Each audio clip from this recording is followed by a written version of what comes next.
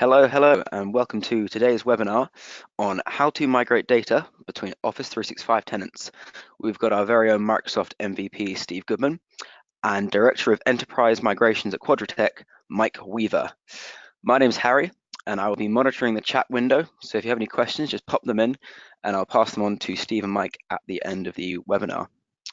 So I think we're good to kick off. I'll hand over to Steve and Mike. Hello and good afternoon or good morning if you're listening from the States. So in today's webinar, as Harry says, we're going to be talking about what happens if maybe your organization's going through a marriage, maybe a divorce, or maybe they're adopting a cute little company. Or it could be that maybe you just made a mistake or need to consolidate Office 365 tenants. What we're going to talk about today is how to migrate that data between different Office 365 tenants. As Harry says, I'm Steve Goodman, Office 365 MVP, and also Principal Technology Strategist at Content and Code, mainly focused on Office 365 migrations across Exchange, Teams, and other services like that. And I'm joined by Mike today. Hi, Mike. Hi, Steve. Thanks for having me today. It's a pleasure. So we're excited to be here to talk about the topic with you today. Obviously, this is a big problem that our clients are really struggling with. So I'm excited to share what we can provide to our mutual clients and just talk about a lot of the challenges that we're really seeing in the space. As you and I had talked about quite a bit, this is really a problem that a lot of organizations are struggling with, particularly in the Office 365 tenant-to-tenant space. So it's exciting to be able to do the webinar with you today. Cool, same here. So on today's webinar, we're going to first of all talk about Office 365 tenant-to-tenant and give you a bit of a history, including the use cases and how these kind of things come about.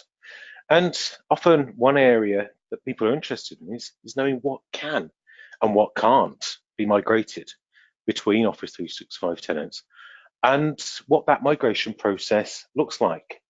And then Mike's going to talk through some of the real life migration issues that are seen across lots of different projects to help give you some insight into the kind of things that you need to prepare for. And also talk about the great Quadratech Cloud Commander, which is focused really on these kind of migrations. And as Harry said, if you've got any questions, pop them into the chat window as we go along, and we'll go through as many of those as we can at the end of the webinar today. So Office 365 tenant-to-tenant history. So the key use cases that we see, and forgive my marriage, divorces, and adoption terminology, what we're often talking about really is mergers, where two organizations are looking to come together, and they might already both be in Office 365. And there's going to be a big decision around whose tenant you need to migrate into. Often they might be two equal partners in that at varying stages of adoption. So there can be some very complex decisions that need to be made, regardless of some of the other things that are happening behind the scenes. And as organizations, both large and small, acquire other organizations, it's more common that they're all in Office 365, especially if it's a smaller startup that was born in the cloud and started to use those services from day one, but also smaller companies that have moved as well, and sometimes larger acquisitions where there's a lot of work to do to bring that acquired organization in. Or perhaps a part of the business is being sold off, or it's going to stand up on its own, and there might be a use case for moving them out of the existing Office 365 tenant as part of a divestiture. And there's a lot of preparation that can go alongside that as well. It may be that actually you're working in an environment where you're expecting over time for some of these organizations to go off on their own. Some of those business units will be divested, and you're going to need to prepare for that eventuality in advance of that happening. Or it might be that in the days before multi-geo, Microsoft's answer to getting data in specific countries to meet regulatory requirements, you may have had to start with multiple tenants around the world using different Microsoft regions. And in light of what Microsoft have been able to do nowadays, which is provide a single tenant that has multiple regions available, it might be that you want to undo some of that more complex setup that is very troublesome to manage and doesn't provide the best opportunities for collaboration with the business, and move into a single tenant now you can. Or it could be that some problems existed that now need to be dealt with. Perhaps the tenant name isn't something that you desire, and earlier on in the project it was not necessarily identified as an issue, but it's now something more critical to consider. Or it could be that different parts of the business, or different parts of even IT, have set up different subscriptions to Office 365, Azure AD, or services like Intune and the wider EMS suite. And it's not necessarily desirable, for example, to use one Azure AD subscription with Intune to manage mobile devices, and then a separate one for Office 365. So it might be that you need to consolidate those into one. So there's a large number of use cases that we need to consider as part of that. And I'm sure you can think of some of your own as well. Mike, do you want to give us a bit of a history then of how we got to this point? Certainly. And I think one of the major issues when we're talking about tenant-to-tenant migrations is as a history when we all went to cloud computing with Office 365 and even the earlier version, BPOS, the focus has always been on trusting that our data would be kept logically separated from each other so that we don't need to ever worry about our data ending up in another tenant or another firm being able to view it. And that is obviously very critical, because if we ever lost confidence in that, it's very difficult to migrate to these systems. And certainly in the early days, this was the largest concern for organizations and the early adopters moving to cloud services. So the focus on the service has always been about keeping everybody separate. The problem with that is that we never took into account what happens when we do need to cross them and merge tenants together. So, a lot of features do not work across tenants. It wasn't designed that way. The service wasn't designed to allow this. So we have external collaboration, and these features continue to grow, and that's mainly been grown off of the needs for multiple organizations to work very closely and work together.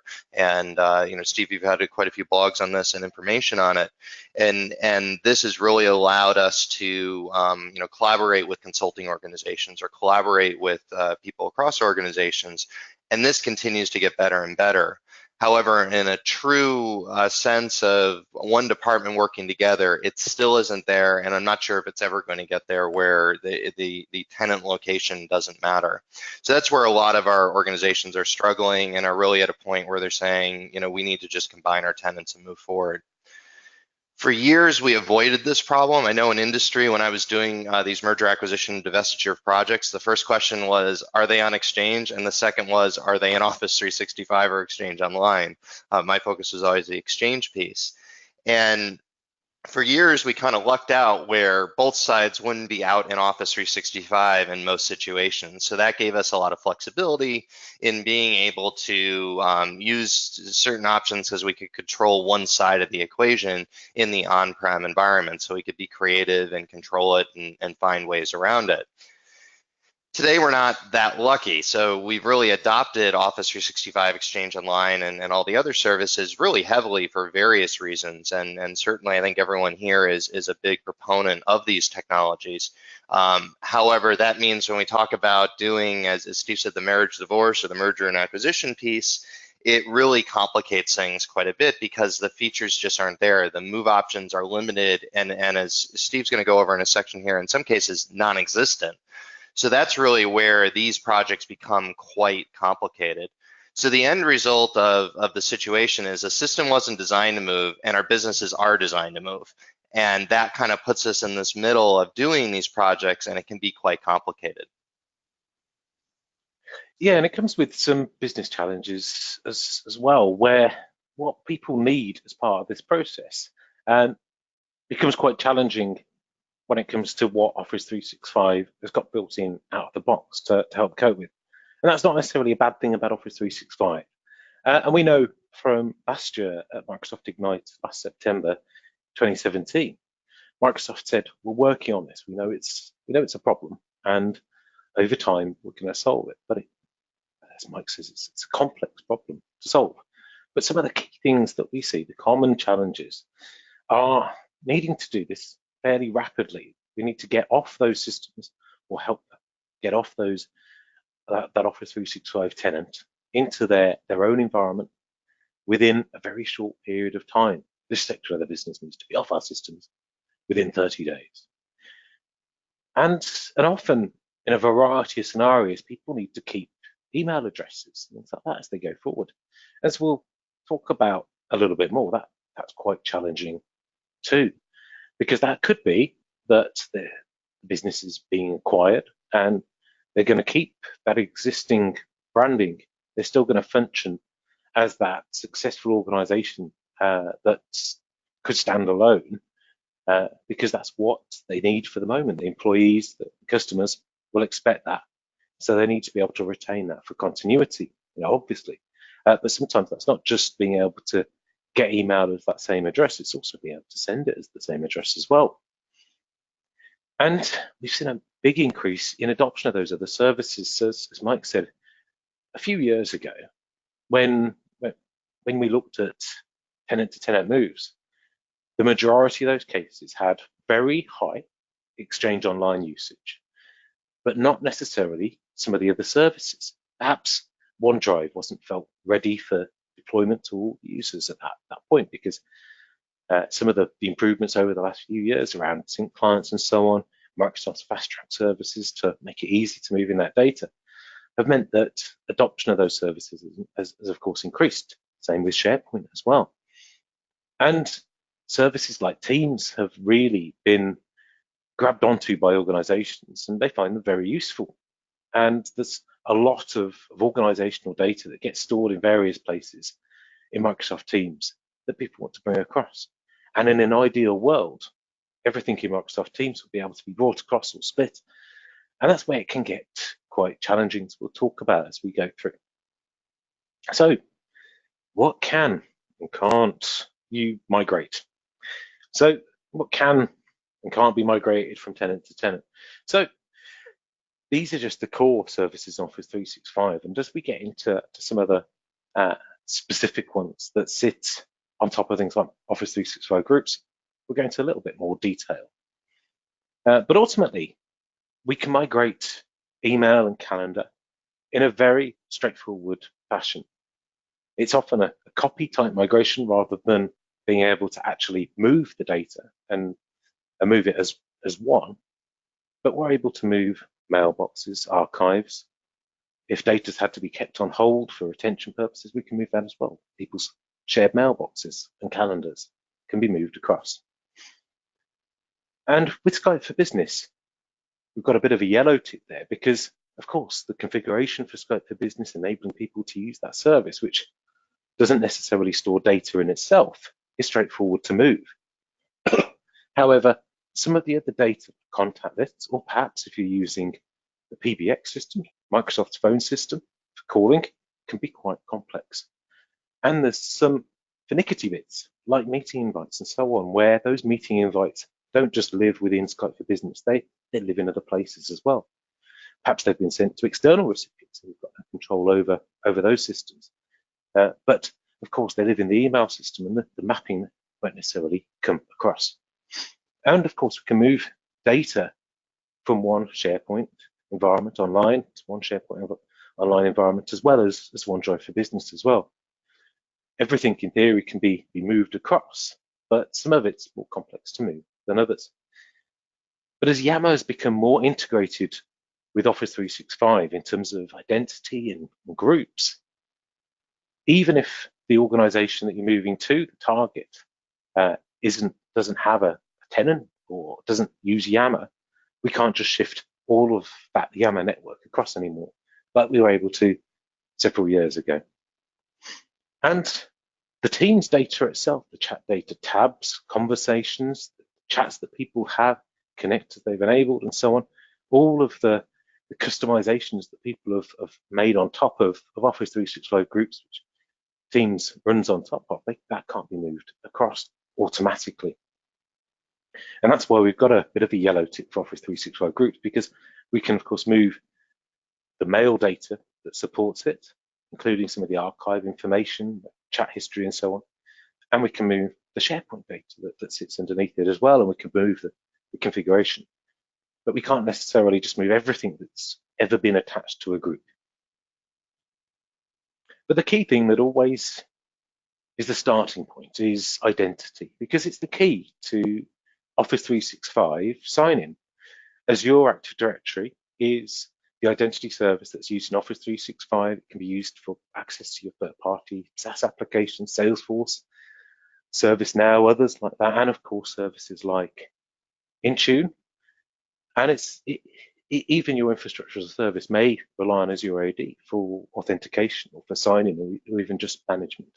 So it's key to make sure that that part's right. It's the number one consideration.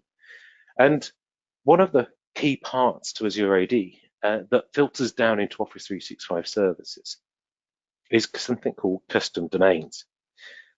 And the custom domains are, in essence, the SMTP domain that you use for your company.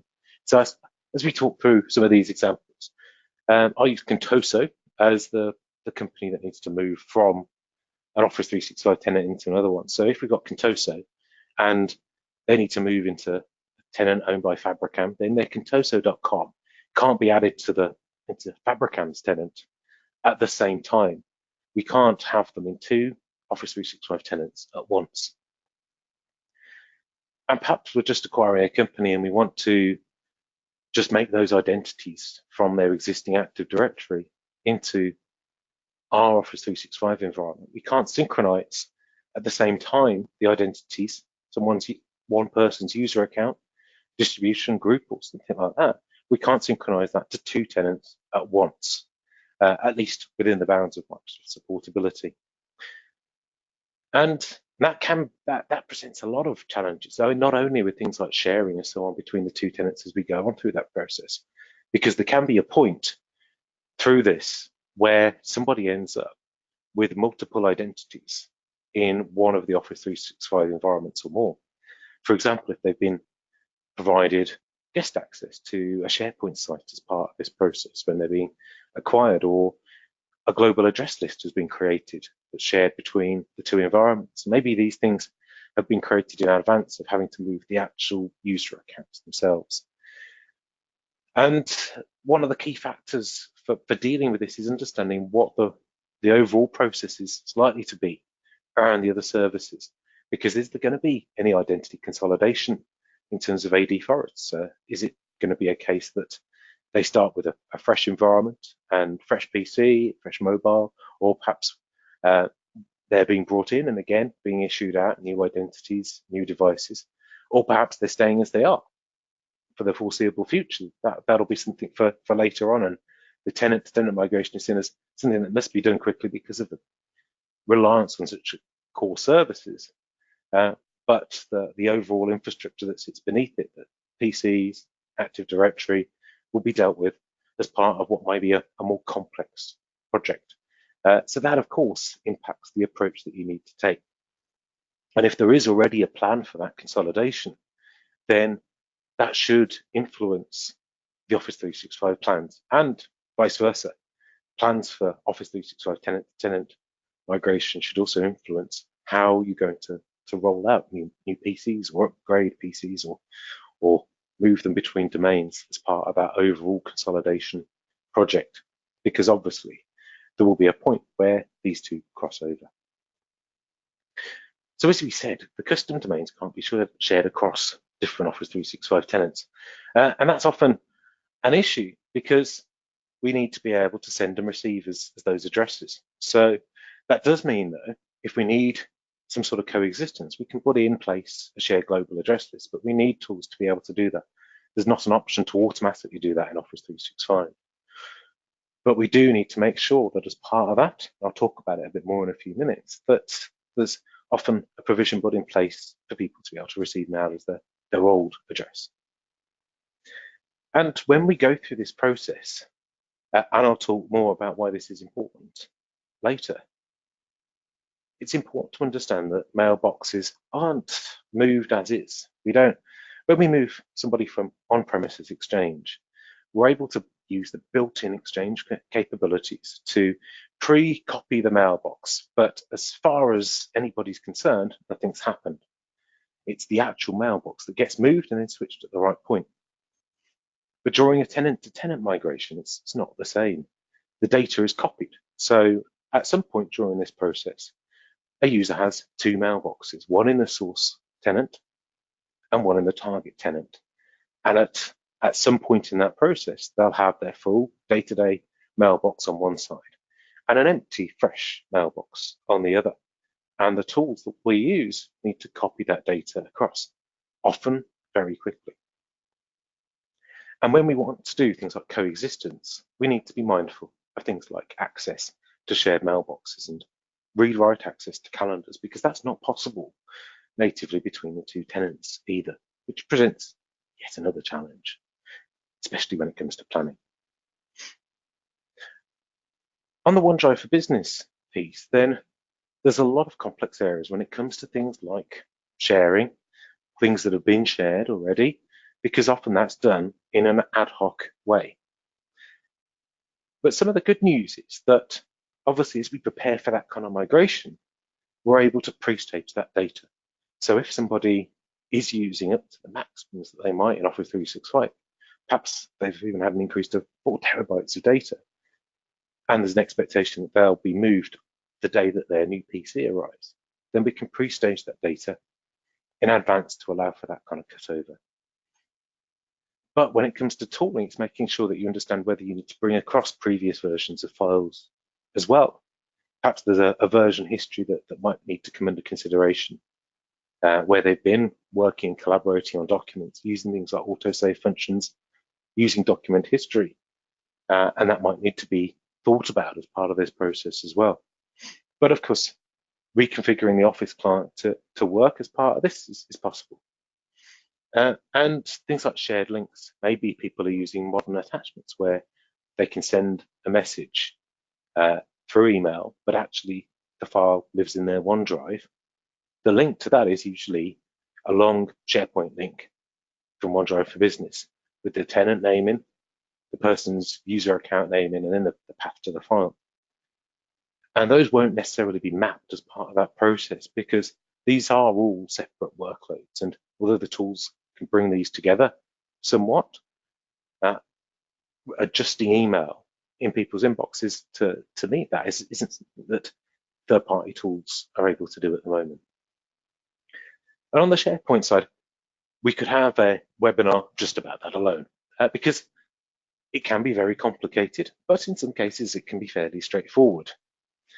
If an organization has deployed a lot of custom applications, custom integrations, third-party services that are integrated with SharePoint Online, perhaps they've deployed a shiny new intranet, then that might be more complex to move across, or almost certainly be more complex to move across, and not necessarily something that a simple tool can accomplish because they're focused more on the data migration, not necessarily the custom code, which might even use services in Azure and other places to maintain that access.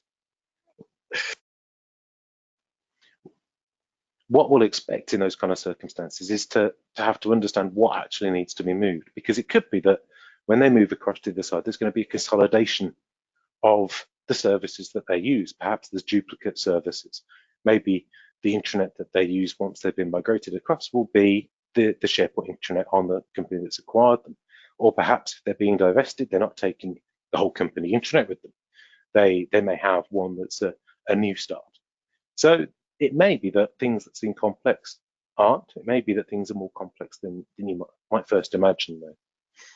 But when it comes to the collaboration that people are often using SharePoint for now, documents, lists, tasks, and permissions like that are migrated across, and that's migrated by the tools to make sure that once people's team data is moved across, perhaps group file shares that have been migrated to SharePoint Online, that's maintained. But things like custom properties, news feeds, perhaps just the state of things like workflows that they've created aren't going to be migrated across. However, we can move things like taxonomy and version data between two tenants.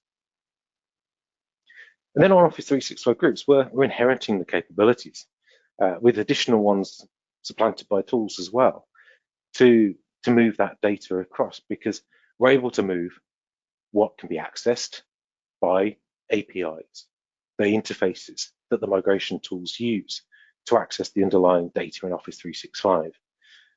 But we can pre-create things like groups on the other side, perhaps after some sort of reassessment.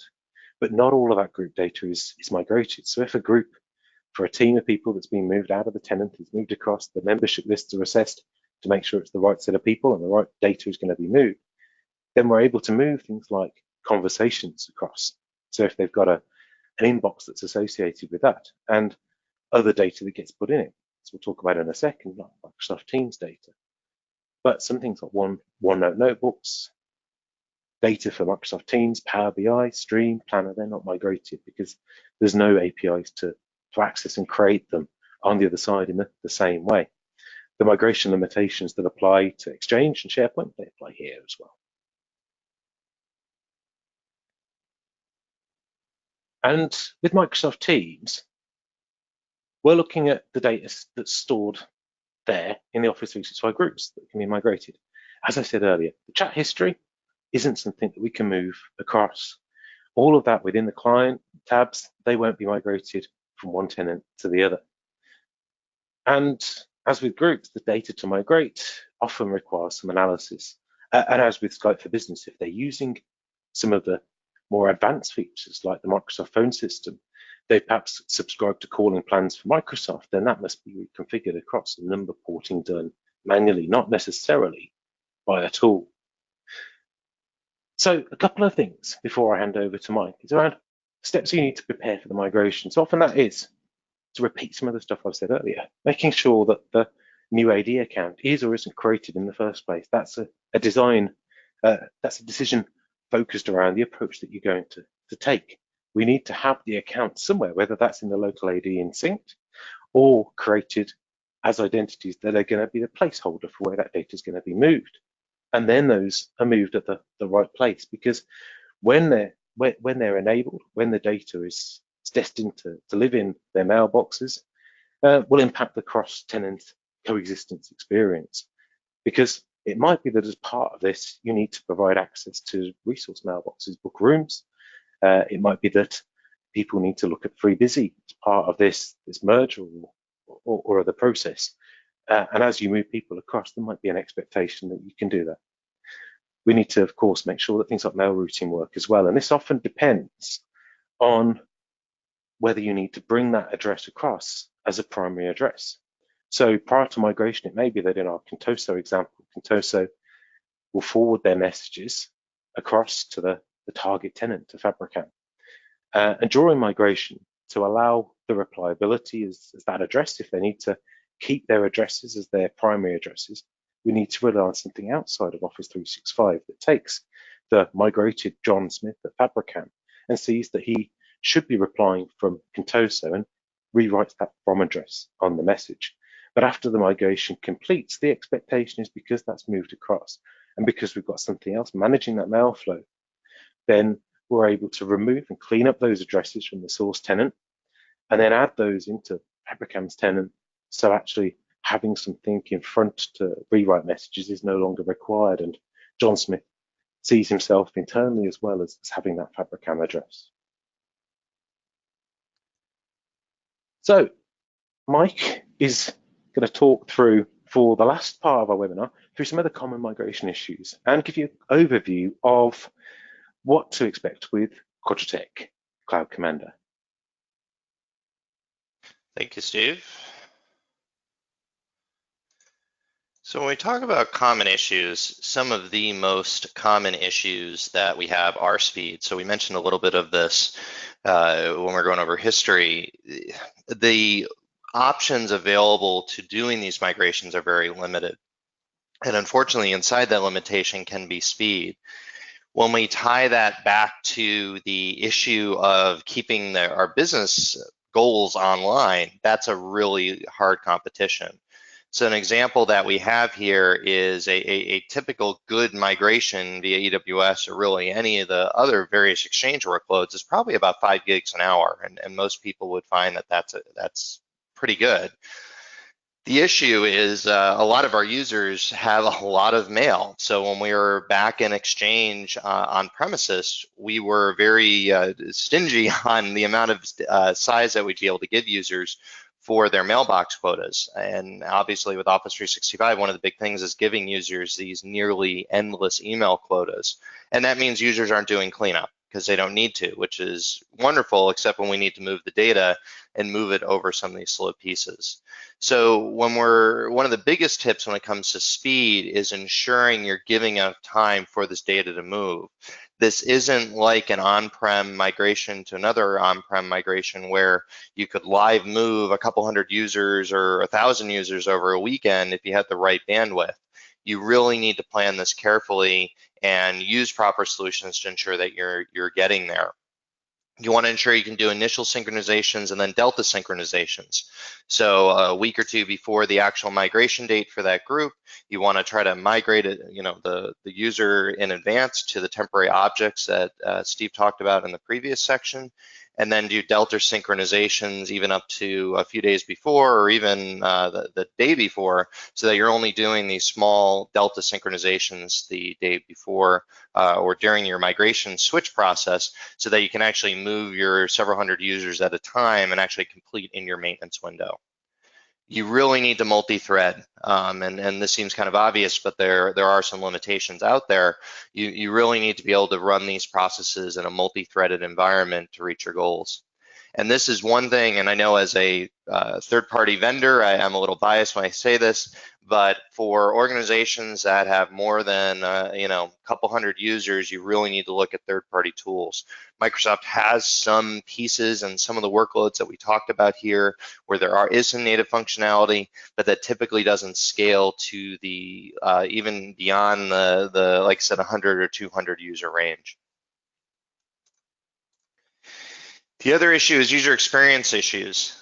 So Outlook reconfiguration, and the good news is if you're on Office 365 today and you're going to another Office 365 tenant today, the reconfiguration can be pretty simple. However, the username and password for the user, or at least the username, is going to change.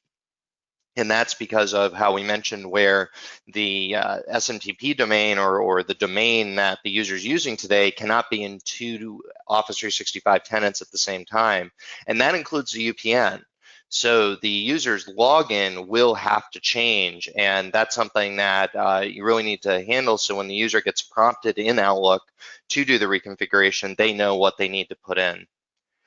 The other piece, and a lot of people kind of dismiss this one, but mobile device reconfiguration, we've seen in our projects that the #1 help desk call is getting their mobile device reconfigured.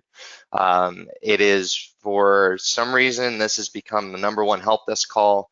It's amazing where it seems users are okay without having access to email or other aspects on their desktop, but the minute they lose access to email on their phone, it's an immediate call to the help desk. So really focusing on ensuring that that process is smooth, users know what to expect, whether you're putting index cards on the user's desks or however your communication choices, notes in the elevator, whatever works for you. Ensuring that you can try to reduce this because the help desk volumes on the next day can be really high just for that one piece. Other issues are external sharing. And a lot of people focus with external sharing is what did the user have shared out when they moved? But what you also have to realize is the identity is changing. So what the user had access to externally a lot of times needs to be reshared again. So this can be a large impact. From a security standpoint, your firm may have different requirements on what can be shared and how they can be shared. So a lot of organizations have told users they're going to have to reshare everything from a security standpoint, and here are the new standards. Other organizations want that map to prevent any user impact. So these are policy items that you're going to need to address, but also understand the user impact that they have. Shared mailboxes and shared calendars, the permissions have to be set up again so that the user continues to have these accessed.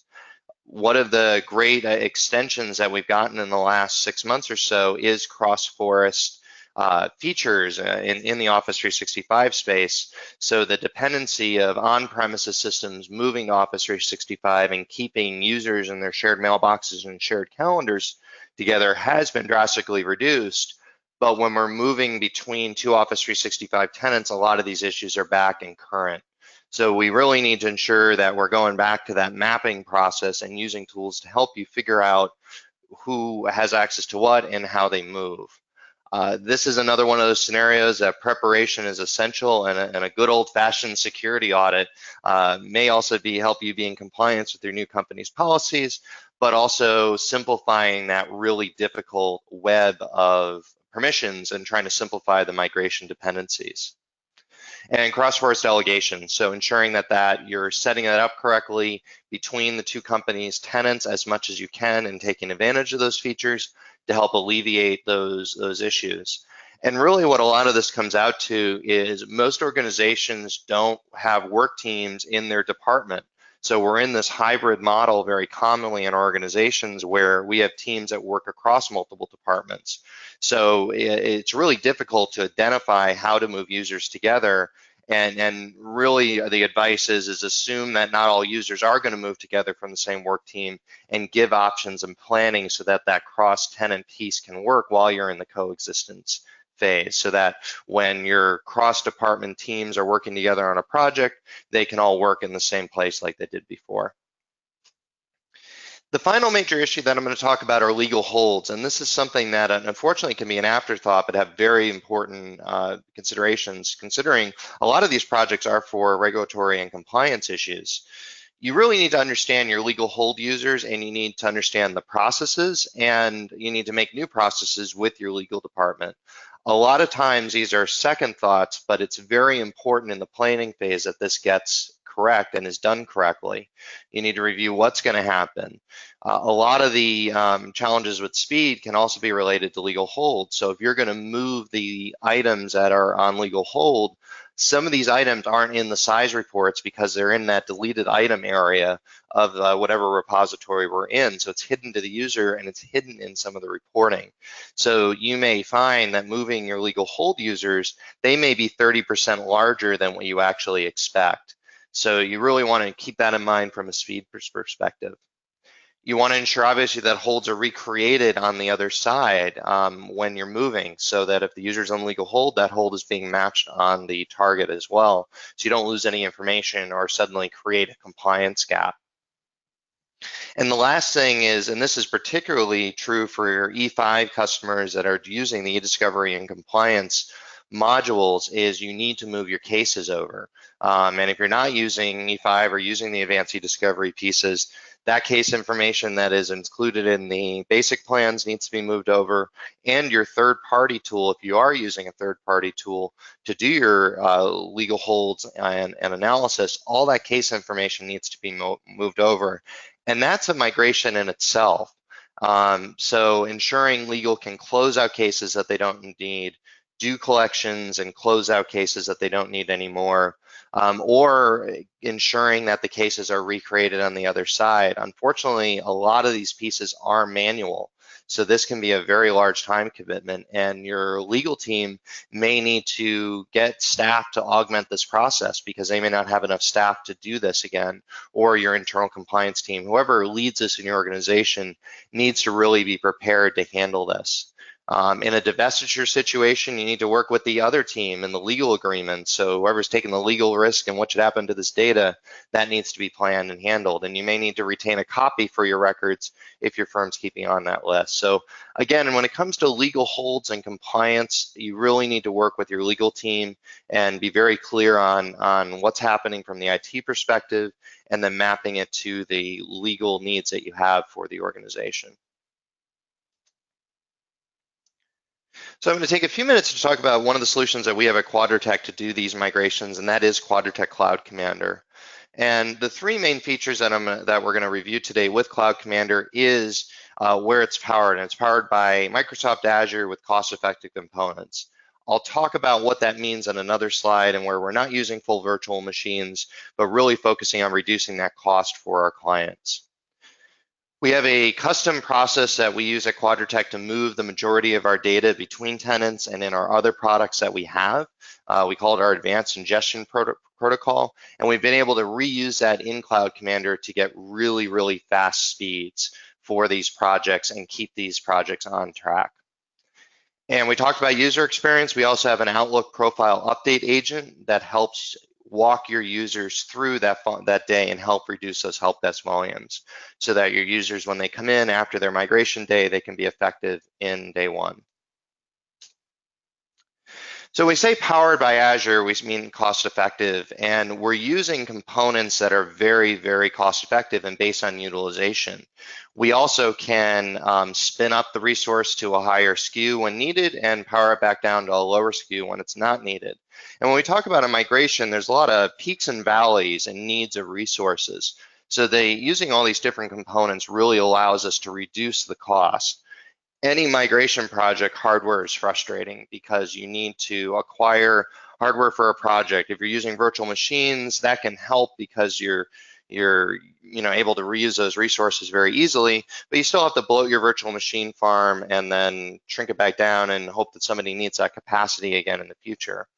The advantage to using these Azure components is you can easily spin them back up for when you need them and then spin them down and delete them when you no longer need them. So you're really only paying for resources as you need them.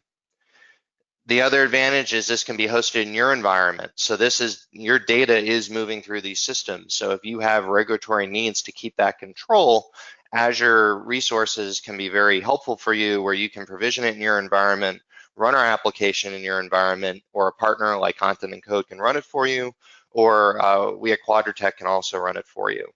And so the advantages to having your partner Quadratech run it is we can spin up very, very quickly. So we can start the system, configure it, and then get the project running very, very quickly. However, you need to pick the needs that the data needs that fit your requirements.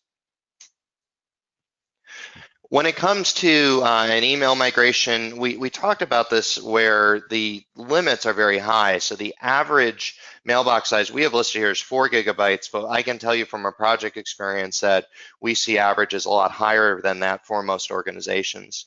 And it does vary drastically, but we're seeing more, 6, 8, 10 gig averages in organizations, depending on the sector and area that they're doing business in. So speed is very, very important. By using our AIP technology and running in Azure, we've been able to get really intense speeds in Cloud Commander. And so in the same region, we've been able to move over 50 gigs an hour with peaks up to 85 gigs an hour for these projects. And so the example that I have on the screen here is if you've got 2,500 users with a 4 gig average and 10 terabytes of data, you're looking at about 100 days to move that data using a standard EWS stream. Using the AIP technology that we have, pairing it with Azure, you're able to shave 90 days off of the migration. And that's, as you start adding 5,000 user projects, 10,000 user projects and scaling out, that can save literally years off the project, which is comical to say, but it is the reality of these data projects when we're looking at them. So I always struggle when migration vendors sit there and say, we're the fastest and that's the most important thing. I don't think it is the most important thing, but it certainly is a very critical factor when we're talking about the data volumes for these projects. The other thing I'm going to mention here is Microsoft Logic apps. This is a really important enhancement that we put into our projects to allow us to really expand into other areas of the migration. So Steve went into great detail of all the different things you need to consider and do on the side of this project. The data move is only part of the migration. All of the account configuration and all the other side steps that you need to do are other parts that have to occur at the same time. So Microsoft Logic Apps is a workflow engine that we've been able to integrate in with, and it allows you to call all sorts of APIs. If you go and look into this more, there are multiple companies have created APIs for this that are public. Various have custom APIs that are available as well, not through the Microsoft Azure process, but they can show you how to set them up. And it allows you to really extend the migration into all these other areas. It allows you to deal with scheduling and triggering things. So we can do the scheduling in Cloud Commander, but you can also schedule other triggers to happen even after the process.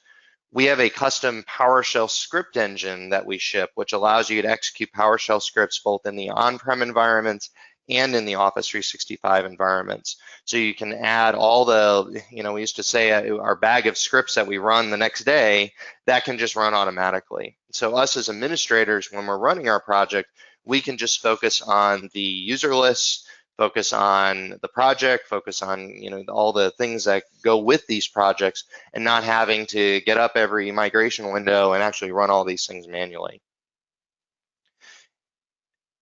And it also really reduces the administrative effort and it makes it repeatable. So as a tech lead, you're able to create the process and ensure that it's consistently done. You come in the next day, look at the reporting, maybe in a couple hundred users moving, you'll fix a couple minor issues that came in from fallout and move forward. So really that's our goal with Cloud Commander, is ensuring that we're giving you flexible workflows. Working with partners like Content and Code, we can really ensure that we're meeting your needs and keep the projects moving at the proper pace. And like I said, beyond just the migration. So I think Steve and Harry, we're to the Q&A section of the presentation.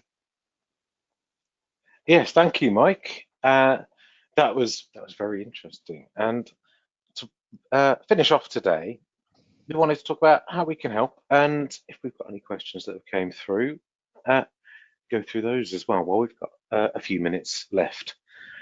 So first of all, it is really important to make sure that careful assessment of what services you currently use before you actually plan a tenant-to-tenant migration.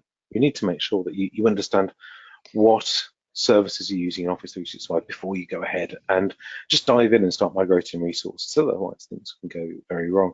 And the built-in capabilities in Office 365 don't provide those tools for tenant-to-tenant migrations. We will, of course, be, probably like you, monitoring to see how Microsoft approach this. So hopefully there'll be some big announcements maybe later this year when it comes to tenant-to-tenant migrations. We'll find out. But at the moment, you need to pick the right third-party tools that have these capabilities to be able to achieve this simply and in the sort of time constraints that you've got. And the time constraints, the situation that your organization's in, are a big part of trying to pick that right approach to take, whether that's going to be a very quick migration that you need to accomplish, or there's going to be a very long-term coexistence. So you can, of course, take advantage of our offerings around tenant migration assessments to help you understand what the right approach for you is and understand what the ins and outs are going to be. And of course, you can get in touch via info@contentandcode.com. So over to Harry, who can tell us whether we've had any questions today. Yeah, so we've had a few questions rolling. So we've got a couple for each of you. I think we can squeeze in the time. So first question came in for Mike. It was asked, what information is typically needed to plan these projects? They are struggling to get information from the acquired company. Would like to focus on the more important items. So that's a really good question. Very often in the merger and acquisition space, there's a lot of emotions in these projects, and I think you have to, as a technologist, respect that. And it sounds like this person is running into this where they're struggling to get information. So a lot of times they've been understaffed, and getting this information can be a burden, or they're afraid to admit that they don't know how to get it. The real critical information, and I know Steve does a really good deep assessment, but sometimes to just get an overall view, you really need some of the base sizing reports, and the most important thing is the workloads that are being used. so that you can map in what can move and what can't move, as what we discussed at the beginning. There are tools. I know at Quadratec we have a tool, Radar, that I use extensively for this, because then with a read-only service account, you can get loads of information, and that can be a really good base assessment to get the information that you need. There's certainly other options to get that information as well, but really that's really the best thing. My big encouragement is trying to get a read-only account to get in and do some of the reporting as well. But at a base level, understanding the migration volume of data in the critical services like OneDrive, like Exchange Online, and then understanding the domain setup and what services like SharePoint or Yammer or these other services that you need to migrate are in scope. Thank you very much, Mike. Hope that answered the question. Another one for Steve here. We have someone asking, how do we approach a Yammer migration?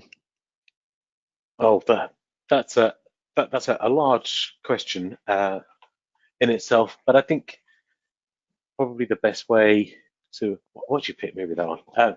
The best way to answer is really to sort of think about what usually happens, because traditionally there were ways to move Yammer networks between tenants. Those are no longer the approach that we'll take. So it's understanding what the type of usage is at the moment. So we've had customers where they have had a very successful Yammer adoption, and it contains potentially a lot of organizational data as well.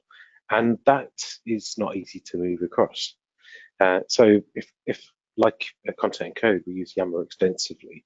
If we couldn't migrate that data across, it would be more of an issue. But some organizations work a different way with Yammer, where their strategy has been for more current information and that data that can't be moved across. It's not necessarily about bringing the data that they've shared there or the conversations and that organizational knowledge. It's the groups of people that collaborate to answer questions and work together quickly on current things. And in the former scenario, it's certainly more challenging, and often that's where there's not tools that can go and recreate all those conversations over time in the same sort of way. And it's similar to what we mentioned about with Teams. But where it is a case where they are going to be able to start again, we're going to need better adoption support to make sure that all of the good work that's been done on the Yammer side isn't lost, because there's going to be a point where we need to recreate the relevant groups with the relevant members and repopulate some of the seeding to make sure that what they expect to be there is mostly there, but they understand what can be brought across with them. That makes perfect sense. So this is an open question, so Steve might take this as it comes. What's your advice on licensing? Trigger tenant remap to move licenses before user cutover to allow data pre-stage, and source tenant remains fully operational in the grace period. Steve, do you want my take on it and see Yeah, if we go match ahead. up? So I mean, I think the most important thing are the licenses upgrading or downgrading when you move. So obviously, if you're mapping users to a different license level and services are going to be changed, maybe you have a different corporate standard and you don't use you're going from an E5 to an E3. That certainly is a scenario where, in my opinion, that's probably something you want to do in advance to help alleviate that if they're not going to have that license level on the other side. If you're upgrading, then I would say, you just kind of remap it as a user comes over and they can enjoy the new features and move to that standard as a user needs. There might be other business decisions you need to decide. But the other thing, though, that I don't think they went into is temporary licensing. So you do need to address your licensing challenges with your Microsoft account manager and address temporary licenses. Oftentimes, Microsoft will give you temporary swing licenses, so you're not paying for 2 licenses while you're in this coexistence. And that's something that you should look into immediately and start setting up those agreements. And if you can get 90 days to 6 months in those swing periods, that would be very helpful. Yeah, I'd agree with all of that. Well, that's simple. Should I take the last question then, Harry, that's came Sure through thing. around hybrid? Sure Okay. thing. Yeah, so is it possible to build an Exchange hybrid, move everything back on-prem, run the hybrid wizard again, but to the new destination tenant? Our customer does not use the Azure AD sync. The reason I volunteered myself here is I've written several posts and series of articles that focus on the components of doing that. So if you search for offboarding from Office 365, then you'll see basically how to do a reverse hybrid. And some of the articles I've written in the past for Search Exchange on tenant-to-tenant migrations prior to really there being some decent tools around and processes around, also considered that as an approach where you might move back and then end up. So in a situation where they don't have on-premises sync in place and things like that, then you would need to do that reverse process where you need to create the AD objects on premises, populate those with the right attributes, put in an Exchange server that you can then perform an offboarding process with to put those mailboxes on premises. And then once that is done, get rid of that Office 365 tenant and then and disconnect that, then create a new relationship, new sync relationship in the destination tenant, and then perform a more standard migration. It's not necessarily the best approach or one that would recommend these days, though. But it's possible. I think given the smaller sort of organization that might be suited to, you're better off using a tool to just get it done, though. Perfect. Thank you. So that is all the time we have for questions. If you have any more, though, feel free to send them through to info@contentandcode.com, and we can forward them on to Mike and Steve, and they can hopefully carve out some time and get back to you. So we'll be sending the video for this out afterwards, so it can be rewatched at any time, and it'll be available on demand online as well through the Content and Code website, and we'll send you through a link. As Steve mentioned before, we do have a migration assessment, so get in touch if you're interested in that. So yeah, thank you very much, Mike and Steve. Very informative webinar. Thank you, Harry. you, and thank you very much for everybody taking the time out of your busy day to listen to us today. It's most appreciated. Thank you, Steve. Thank you, Harry, for having us with your Content and Code. Appreciate it. Fantastic. All right, thanks, guys. Have a good afternoon or morning.